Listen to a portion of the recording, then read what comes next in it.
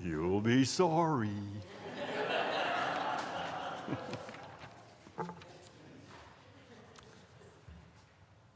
I was taken aback quite a ways when Pastor Dave called and said, or actually he just came up to me and talked to me and said, "Would you?" And it's kind of like being hit between the eyes to suddenly have to stand and talk about your faith and your journey of faith. Well, I wrote some things down, and then I kind of went through them, and I found that I ad-libbed an awful lot. So it was taking me 12, 13 minutes to get through 2 little sheets of paper. I've decided I will read it to you. I told that to Pastor. He said, "Oh, that's okay. That's good." No, that's not okay. Beyond attending church with my mother and grandmother, then later after the war, that's World War II, when my dad got home, I did the rather normal church stuff until about 6th grade, when I had my first experience with Bible camp.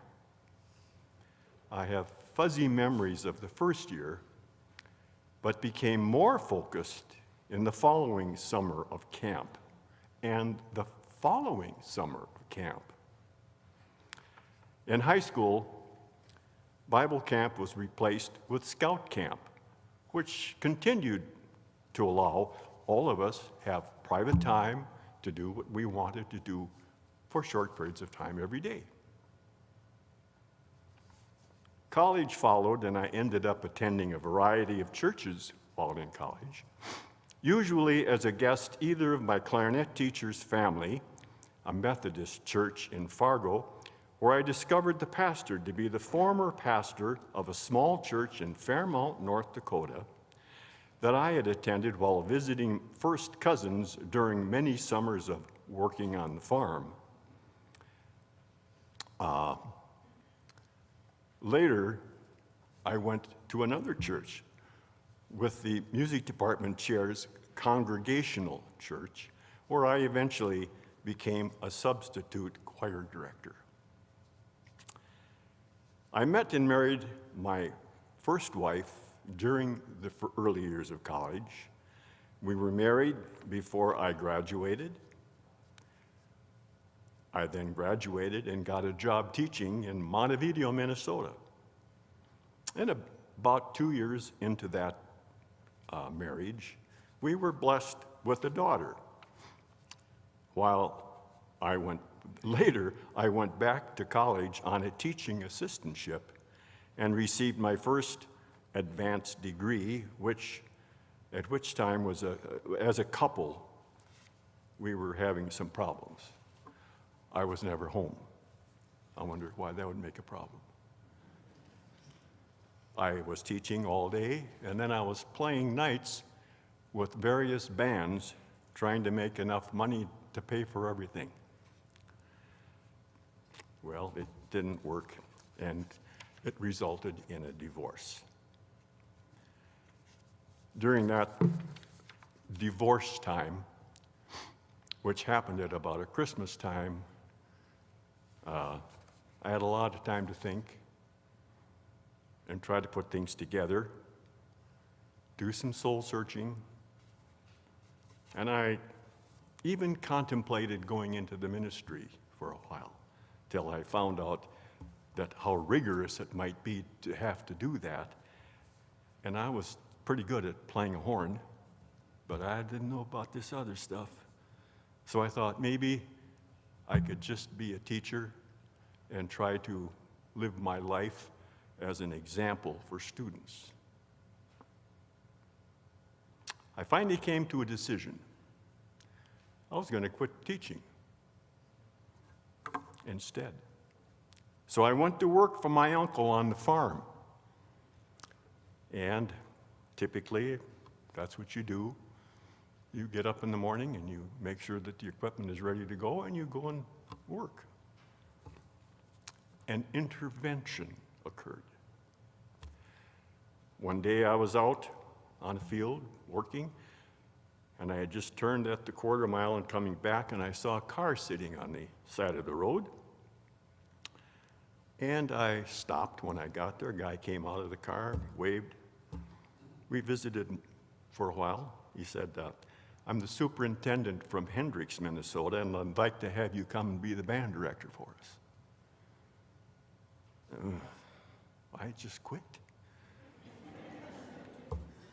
I said, I'd have to think about that. I'll have to do some soul searching again.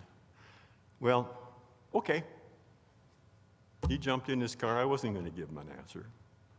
That was fine. A few days later, I was finishing up this field, and I turned around to go back to the road, and there was that same car. Sure enough, it was the soup again. He said, we really would like to have you come. And it would be not just the band director, you'd be the choir director too. And I thought, boy, this is really quite a good deal. I didn't think I was ever going to be a choir director, but so as it turns out, I said, all right, I'll come down and take a look at the situation, which I did, and I met the principal, and then they kind of laid everything out. They even had a place for me to live already. They must have known something I didn't at the time. But I did sign, and I began a kind of an interesting period of time in Hendricks. Over an extended period, I was still playing in several bands, one of them being my dad's band, and he would call every once in a while and ask, can you play? Sure. Can you find another sax player? Well, I'll check around. And I found out from having been over in Monty that Eileen was home from college working. So I called her out at the motel and said, that's where she lived, by the way, her folks had a motel.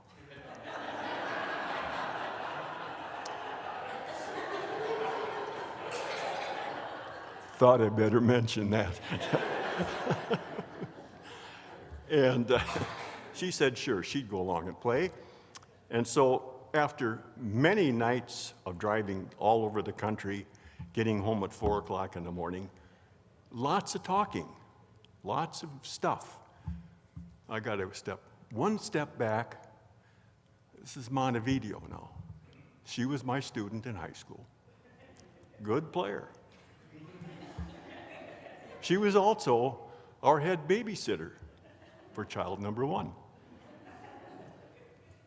Well, things went along, and we got married.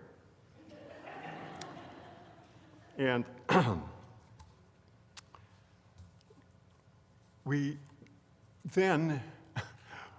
I got another job.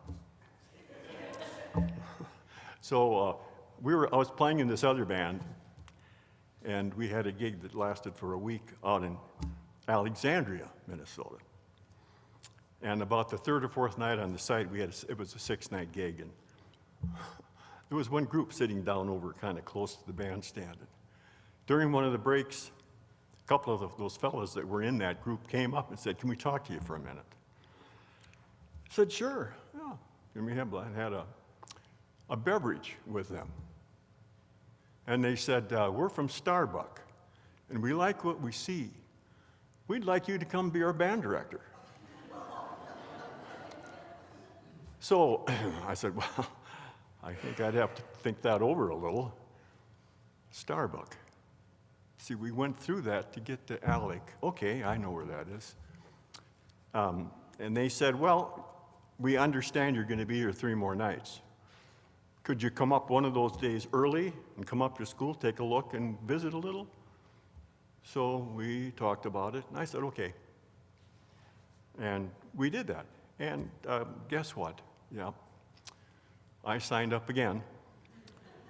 And we were there for 3 really lovely years. We had a wonderful time, wonderful people. And though one little thing got in the way, I started having some health problems. And after going through all kinds of testing and so forth, our local doctor and his wife called, and they came over one evening. And he looked kind of long-faced. He says, Tom, I think we got a problem. I think you might have cancer. I said, well, that doesn't sound too hot. What can you do to fix me? Well, we can make arrangements over at the hospital in Wilbur. There's a good surgeon over there. And I guess just take your chances. I said, well, you set it up and I'll do it. I'll do it. So I did. I went and had the first surgery, thinking, cancer, that means all kinds of stuff coming up later. Well, as it turns out, it wasn't cancer. Now, I could go back another step and say that I've always been kind of a prayer on my own. I want you to know, I did a lot of praying. And apparently it worked, because it wasn't cancer. And when I finally got fixed, they just went in and they found it was a big blockage that they could fix. So they did. And that was the end of that story. Went back and I recovered, and we finished going through things. In fact, Eileen stepped in and was my sub for the time that I was recovering at home. And of course, we got another call about the end of that year from a superintendent in my hometown. Said, say, have any interest in coming home, being the band director? I said, well, we like it here. Well, we'll talk. What do you think? So we made an arrangement, drove over, visited with the superintendent who had the contract ready to go. And I said, well, I can't come over for what you think you can pay me, because I'm doing well now. Oh no, we'll make it right. What do you think you have to have? So I just threw a wild number in those days, understanding that I started teaching in Montevideo for $4,300 a year. So I threw this big number at this guy. No problem, sign here. So I did. And we decided to move over to Wheaton, my hometown. And gosh, except for one little problem, there wasn't any housing.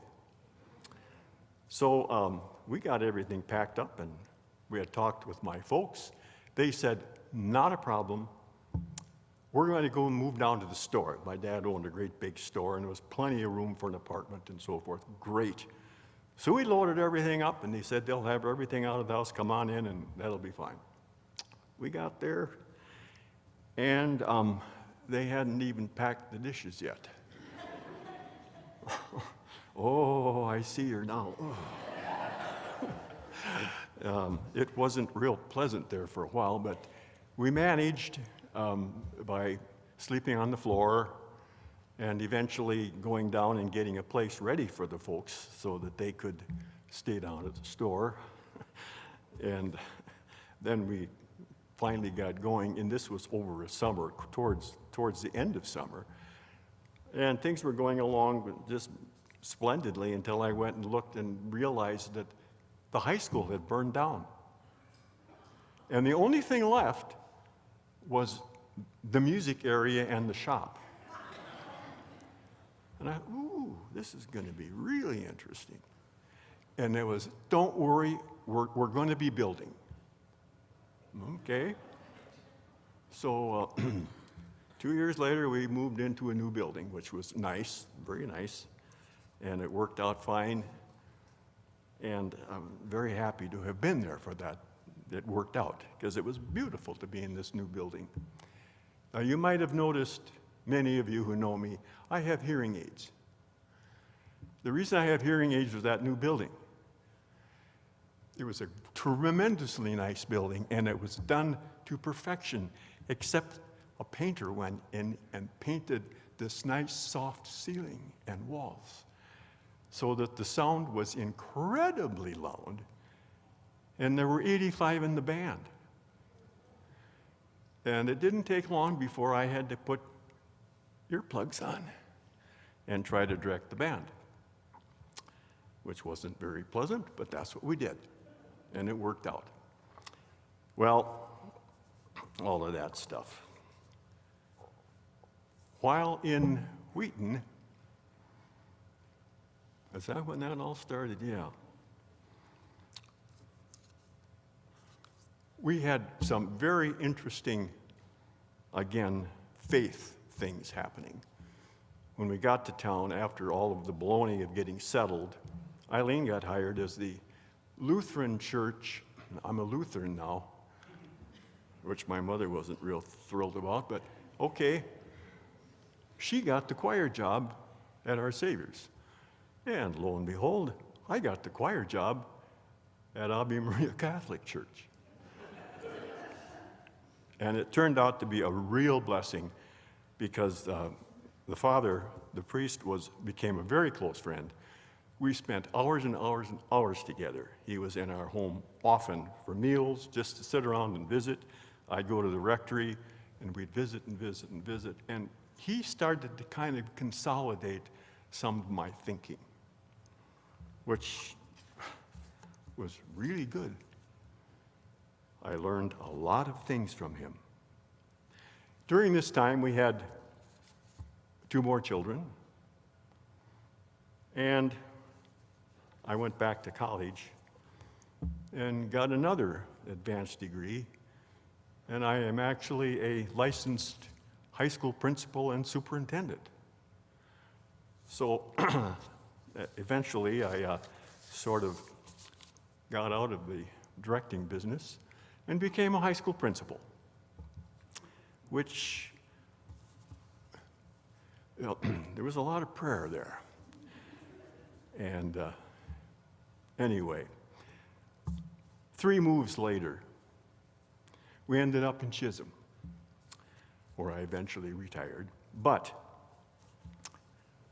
in Chisholm, I started having some real difficulties and ended up with 2 major surgeries. And I have an ileostomy, which I have been able to accommodate the rest of my life, no problem. And Crohn's disease. Okay.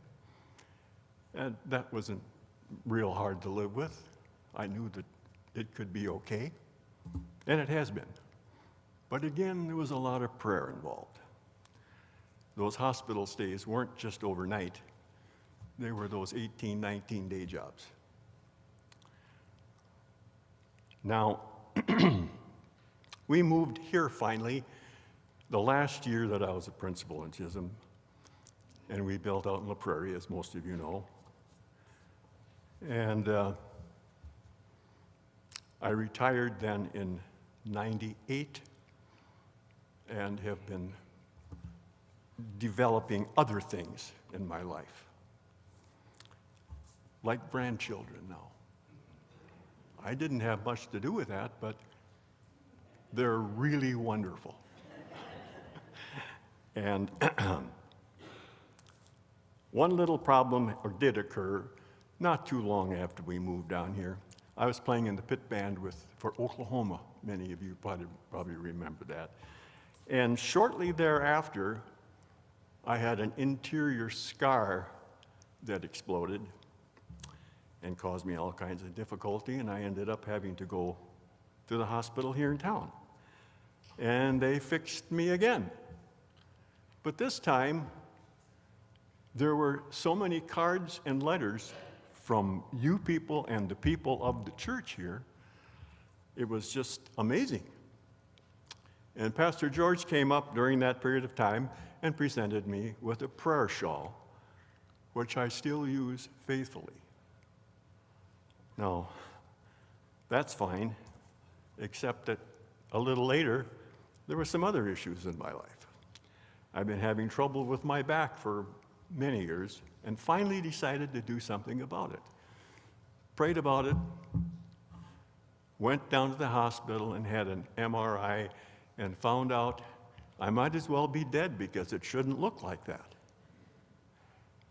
And so we went to a specialist, and he said, "Oh, I can probably fix you. You may not recover 100%, but I think I can guarantee you 75%. So I said, let's do it. And went to Abbott and had this guy fix me up. And when I went, I took my prayer shawl with me.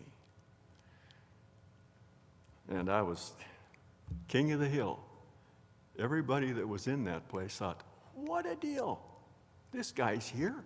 He's getting old, and he's got a prayer shawl. Well, that was amazing. So everything worked out just fine. I'm recovering, except that in the recovery I also fell down and broke my ankle. So I got another prayer shawl. And I really do. I do thank the church for that. It's kind of a personal thing, really, and I do use it. And it's now I'm kind of down to where we don't have too many problems ourselves anymore. But now it's our problems because we have children and grandchildren, and we start to hear problems and see problems. So that prayer shawl really comes in handy. I could go on, and I got to quit here, and I'm sorry. I think that the best I can conclude that I have tried to do as best as I could with my God-given gifts, and by sharing them to perhaps ease someone else's burdens, maybe a little. And I'm so thankful for St. Andrews.